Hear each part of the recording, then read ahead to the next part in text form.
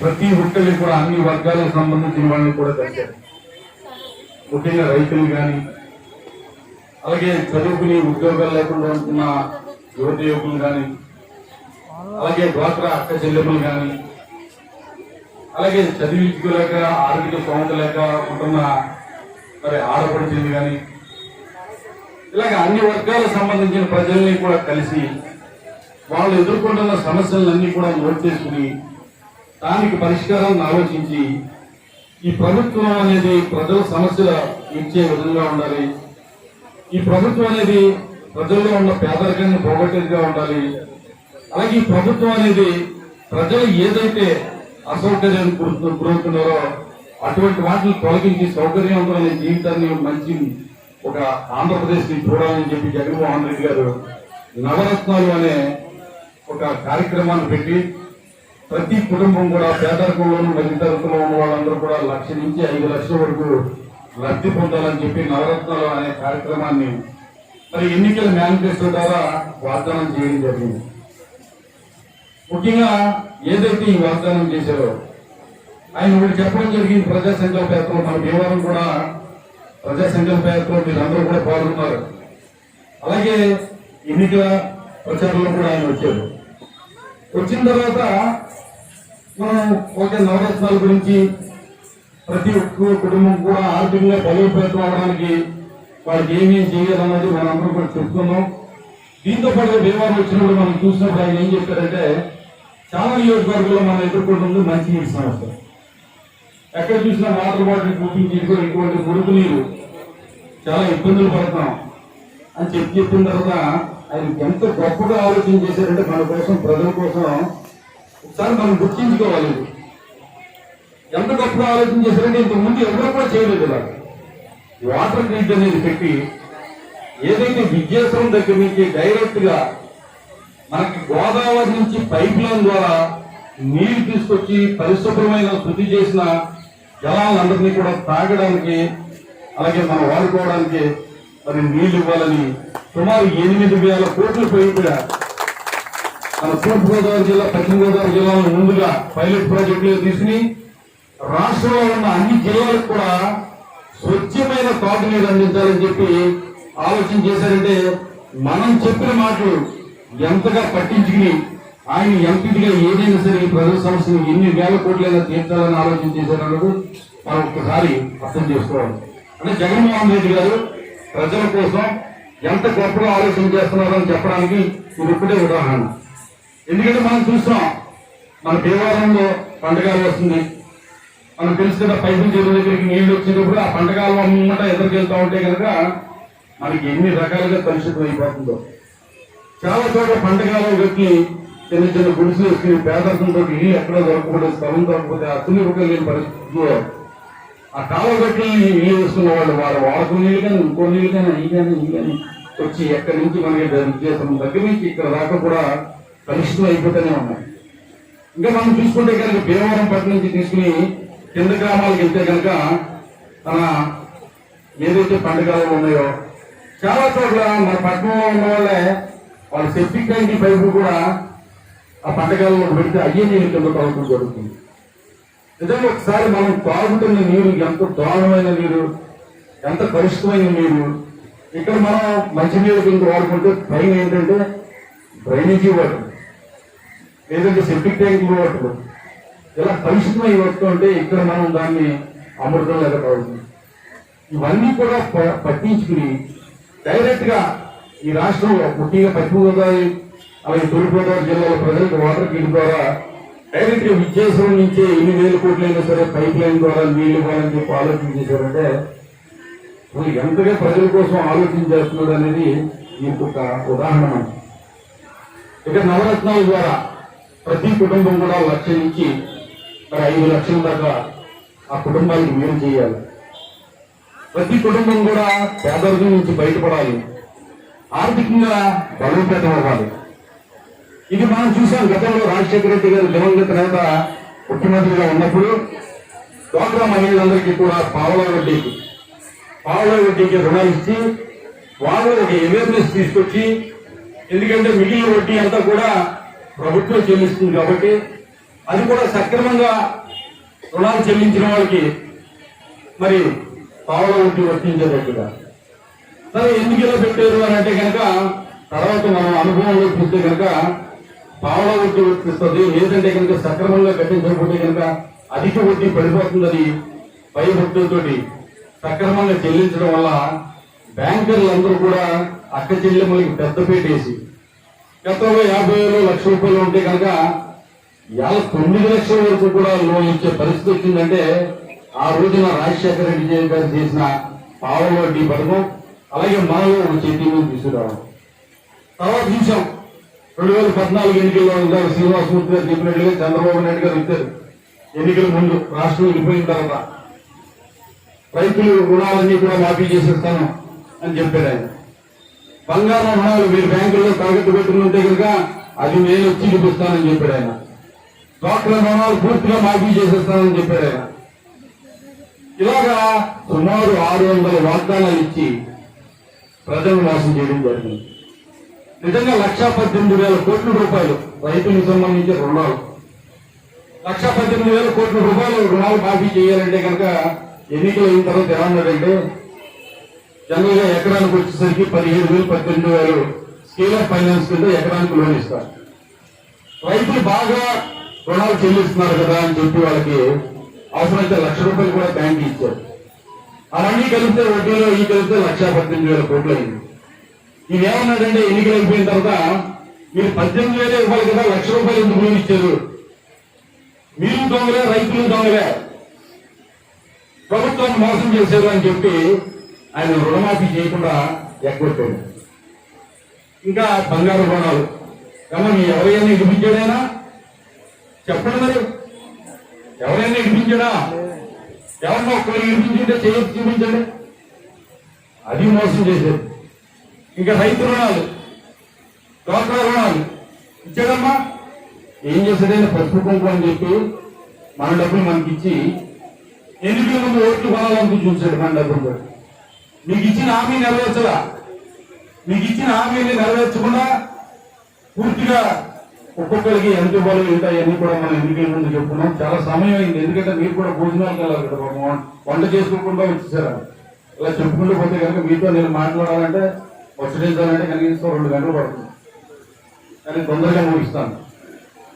ముఖ్యంగా జగన్మోహన్ రెడ్డి గారు నవరత్నాల ద్వారా ఎటువంటి లబ్ధి చేకూరుతున్నారు. అన్ని కూడా పథకం తీసుకోండి, పిల్లలు చదివించే కార్యక్రమం, ప్రతి పిల్లలకు కూడా 15 రోజులు.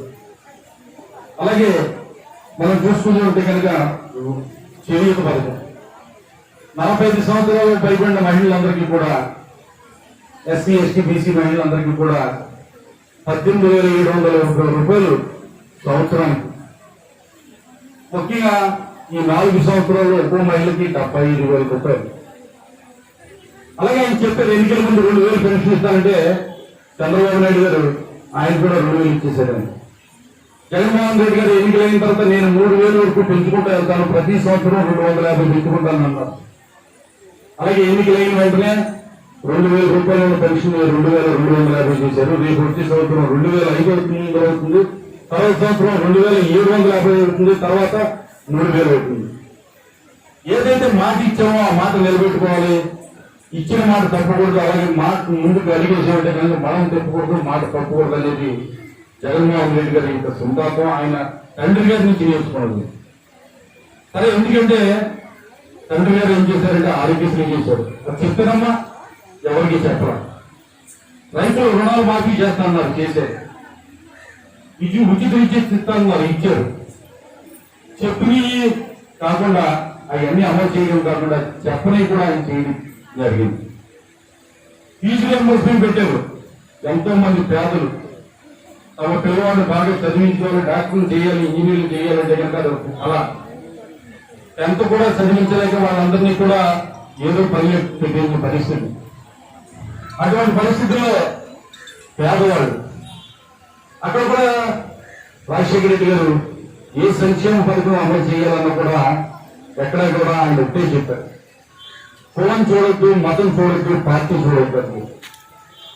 కులం లేకుండా, మతం లేకుండా, పార్టీ చూడకుండా సంక్షేమ కార్యక్రమాలన్నీ కూడా సాచురేషన్ పద్ధతిలో పేదరికాన్ని అర్హతగా తీసుకుని అందరికీ అందించారు.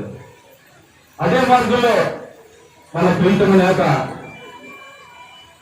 మన ముఖ్యమంత్రి జగన్మోహన్ రెడ్డి గారు ఇవాళ అక్క చెల్లెమ్మల కోసం, రైతుల కోసం, విద్యార్థులు చదివించడం కోసం ఫీజు రియంబర్స్మెంట్, అలాగే ఆరోగ్యశ్రీకి సంబంధించి 1000 రూపాయలు పైబడి అందరికీ కూడా 10 లక్షల వరకు కూడా ఆరోగ్యశ్రీలో అనేక వ్యాధులు, కొత్త వ్యాధుల్ని సుమారు 400 వ్యాధులను చేర్చి ప్రతి ఒక్కరికి కూడా డెంగ్యూ లాంటి జ్వరం కూడా ఆరోగ్యశ్రీలో వైద్యం చేసుకునే పరిస్థితికి తీసుకురావడం జరిగింది.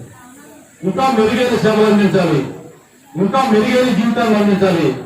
ప్రతి కుటుంబంలో కూడా అందరూ కూడా చిరునవ్వుతో ఉండాలి, ఆనందంగా ఉండాలి. తమ ఇంటిలో మరి నన్ను కూడా ఒక కుటుంబ సభ్యుడిగా వాళ్ళు భావించాలి అని చెప్పి జగన్మోహన్ రెడ్డి గారు చేసిన రూపకల్పన చేసిన నవరత్నాల కార్యక్రమం ఇవాళ 90% ఇచ్చిన హామీలన్నీ కూడా అమలు చేయడం జరిగింది. నిజంగా వీటన్నిటి గురించి కూడా మనం పాయింట్ వైజ్ చెప్పుకుంటే కనుక చాలా సమయం పడుతుంది. ఇవాళ గృహ నిర్మాణానికి సంబంధించి తీసుకుంటే సుమారు ఈ రాష్ట్రంలో 25 లక్షల మందికి ఇళ్ల స్థలాలు ఇవ్వాలని ఒక కార్యక్రమం చేపట్టడం జరిగింది. మన భీమవరంలో చూసుకుంటే కనుక రాజశేఖర రెడ్డి గారు ముఖ్యమంత్రిగా ఉన్నప్పుడు నేను ఎమ్మెల్యేగా ఉన్నాను. అప్పుడు 700 ఇళ్లు ఇందిరమ్మ ఇల్లు కట్టడం జరిగింది. తర్వాత 82 ఎకరాలు పేదల కోసం ఇల్లు చెంటు స్థలం ఇవ్వాలని చెప్పి 82 ఎకరాలు కొన్నాం. కొన్న తర్వాత నేను ఎమ్మెల్యే కాలేదు, నాకు టికెట్ రాలేదు, పోటీ చేయలేదు. తర్వాత 10 సంవత్సరాలు ఇంచుమించు 9 సంవత్సరాలు అయితే ఆ 82 ఎకరాల్లో కట్ట మట్టి కూడా ఇవ్వలేదు. సరే, ఏదో దాంట్లో ఏదో లాభం పొందాలనుకున్నారో పూర్తి చేయరు. తర్వాత ఎంత దోపిడీ జరుగుతుందో చెప్పాను. నేను సుమారు భీమవరంలో కిట్టు హౌస్లోనే 500 కోట్లు కుంభకోణం జరిగింది అని చెప్పాను. సరే, మీ అందరి కోసం పోరాడాం. 500 కోట్లు కుంభకోణం జరిగింది. ఎవరు కూడా మీరు దీని గురించి డబ్బులు కట్టొద్దు, మేము వస్తే కనుక తప్పనిసరిగా మీ అందరికీ కూడా శంకుస్థానం ఇస్తామని చెప్పాం. చెప్తే ఏమనుకున్నారంటే మీరందరూ జనసింగ్ గారు ఈర్షి చెందుతున్నాడు, మనకు అపార్ట్మెంట్లు కట్టిస్తా ఉంటాను, వాళ్ళు కట్టిస్తా ఉంటే ఈయనకేమో తక్కువ అపార్ట్మెంట్ అని చెప్పేసి మీరు అందరూ కూడా చాలా మంది బాధపడి మన ఎన్నికలు అయితే తమలో ఎవరు కూడా చాలా మంది ఆడవాళ్ళు రోడ్డు వెళ్ళిపోతాను. అవునా? ఇల్లు గురించే కదా. ఇవాళ అలా కాదు, వాళ్ళందరికీ కూడా 3 లక్షలు రుణమాఫీ చేయలేకుండా ఇల్లు పట్టాలని ఇవ్వడం కాకుండా 170 ఎకరాలు భీమవరంలో మళ్ళీ భూసేకరణ చేశాం. అమ్మా మీకేమైనా ఇంట్రెస్ట్? 170 ఎకరాలు భూసేకరణ చేసాం. ఎక్కడ మన గురుపూడి అంటే కృష్ణపల్లి రోడ్లో 50 ఎకరాలు చిల్లరి, అలాగే గతంలో సేకరించిన 68 ఎకరాలు, అది కాకుండా అదనంగా ఇంకొక 50 ఎకరాలు, మొత్తం 170 ఎకరాలు సేకరించి 7,700 మందికి సెంటు స్థలం కాడికి ఇవ్వడానికి లబ్ధిదారులందరినీ కూడా గుర్తించడం జరిగింది. ఇవాళ మీ అందరినీ కూడా ఉంటే అడుగుతున్నాను, ఇళ్ల స్థలాల విషయంలో కానీ, లేదా వైఎస్ఆర్ ఆసరా విషయంలో కానీ, అలాగే కాపు నేస్తం విషయంలో కానీ, అలాగే వైఎస్ఆర్ చేయూత విషయంలో కానీ, అలాగే అమ్మఒడి పథకం విషయంలో కానీ, ఎక్కడైనా కానీ కులాన్ని ఏమన్నా చూసావా అని చెప్పి అడుగుతున్నా, మతాన్ని చూసావా అని అడుగుతున్నా, పార్టీ చూసావా అని అడుగుతున్నా. ఏమ్మా చెప్పండి, ఎక్కడైనా చూసావా? ఎక్కడ పార్టీ చూసావా? కులాన్ని చూసావా? మతాన్ని చూసావా? మరి ఎందుకు మమ్మల్ని అలా అర్థం చేస్తున్నారు? మేము పార్టీ చూస్తున్నామా, లేదా కులాన్ని చూస్తున్నామని, లేదా మతాన్ని చూస్తున్నామని చెప్పి కొంతమంది ఎవరైతే ఎర్ర కండవాళ్ళు కట్టుకున్నాం, లేదా పచ్చ కండవాళ్ళు కొట్టుకున్న వాళ్ళు బూతుల దగ్గర ఆక్రమణ వృద్ధి చేస్తూ, అక్రమాలు చేస్తూ, దౌర్జన్యానికి పూనుకునే వాళ్ళందరూ కూడా కొంతమంది ఉన్నారు. ఏదో అభిమానంతో రాజశేఖర రెడ్డి గారు మాకు ఒకటి చెప్పారు, తెలుగుదేశం మీద అభిమానం ఉంది, వాళ్ళు ఆ పార్టీకి వేసుకున్నారు. అంతవరకు అంత మాత్రాన ఆ పేదవాడికి మనం అన్యాయం చేయాలా? ఇవాళ ఏదో కొత్త పార్టీలు వచ్చినాయి, ఏదో అభిమానంతో ఆ పార్టీకి ఓటేసుకున్నారు. ఓటేసుకున్న వాళ్ళు చాలా మంది ఉంటారు. దాంతో మనం వాళ్ళని పార్టీ పరంగా చూసి వాళ్ళ పేదలకు అన్యాయం చేయాలా అని చెప్పడం జరిగింది. అదే రకంగా మేము ఇవాళ ఏదైతే పేదలు ఉన్నారో, మధ్యతరగతి వాళ్ళు ఉన్నారో, వాళ్ళందరికీ కూడా పార్టీని అనేది చూడకుండా, అందరికీ కూడా కులం చూడకుండా, మతం చూడకుండా ఈ సంక్షేమ కార్యక్రమాలన్నీ కూడా అందిస్తున్నాం. కొంతమంది ఉంటారు, ఎన్నికల రోజున అయితే బూతుల దగ్గరికి వెళ్తే నన్ను కొడతానికి కూడా వచ్చారు చాలా చోట్ల. పేదాసులో కానీ కొన్ని చోట్ల చూస్తేనమ్మా నన్ను కొట్టడానికి వచ్చారు. మా తమ్ముడు వాళ్ళు అయితే ఆమె కొట్టడానికి వచ్చారు.